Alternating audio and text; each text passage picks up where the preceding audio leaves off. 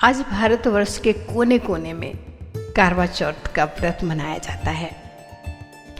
करवा चौथ के दिन हर सुहागन 16 श्रृंगार करती हैं, बिल्कुल दुल्हन की तरह सजती हैं। यानी कि दिन भर उनका जैसे लगता है कि उनके जीवन का उत्सव है, उस तरह से मनाती हैं करवा चौथ। खास करके उत्तर भारत की महिलाओं में करवा चौथ को लेकर काफ़ी उत्साह रहता है।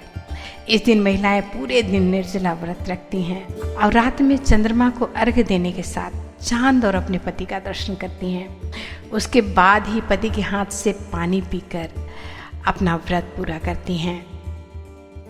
करवा चौथ विशेष तौर पर नारियों का त्यौहार है। हिंदू धर्म में नारी शक्ति को शक्ति का रूप माना जाता है। कहते हैं नारी को यह वरदान मिला है कि वह जिस भी कार्य को या किसी भी मनोकामना के लिए व्रत करती हैं या तप करती हैं तो उसका फल उन्हें अवश्य मिलेगा। खास करके अपने पति के लिए कुछ भी व्रत करती हैं तो वह सफल होगा।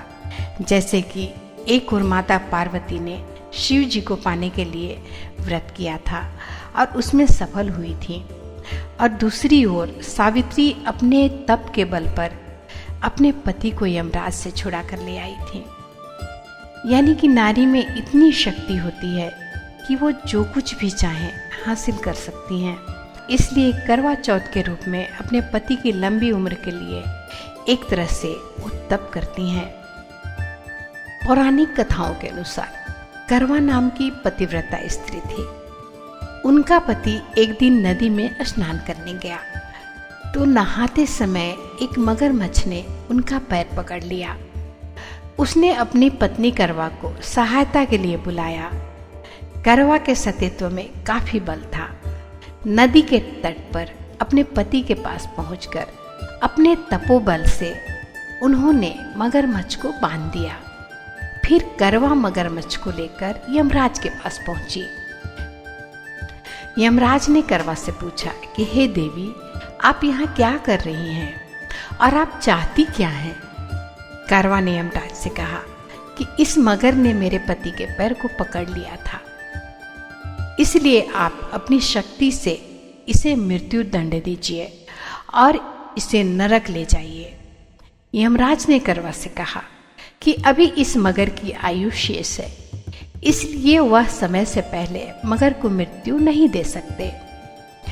इस पर करवा ने कहा कि अगर आप मगर को मारकर मेरे पति को चिरायु का वरदान नहीं देंगे तो मैं अपने तपोबल से आपको ही नष्ट कर दूंगी।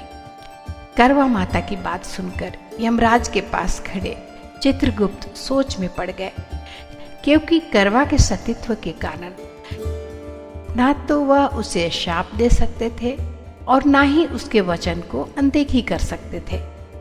तब उन्होंने मगर को यमलोक भेज दिया और उसके पति को चिरायु का आशीर्वाद दे दिया। साथ ही चित्रगुप्त ने करवा को आशीर्वाद दिया कि तुम्हारा जीवन सुख समृद्धि से भरपूर होगा। चित्रगुप्त ने कहा कि जिस तरह तुमने अपने तपोबल से अपने पति के प्राणों की रक्षा की है, उससे मैं बहुत प्रसन्न हूँ। मैं वरदान देता हूँ कि आज की तिथि के दिन जो भी महिला पूर्ण विश्वास के साथ तुम्हारा व्रत और पूजन करेगी, उसके सौभाग्य की रक्षा मैं करूँगा। उस दिन कार्तिक मास की चतुर्थी होने के कारण करवा और चौथ मिलने से इसका नाम करवा चौथ पड़ा।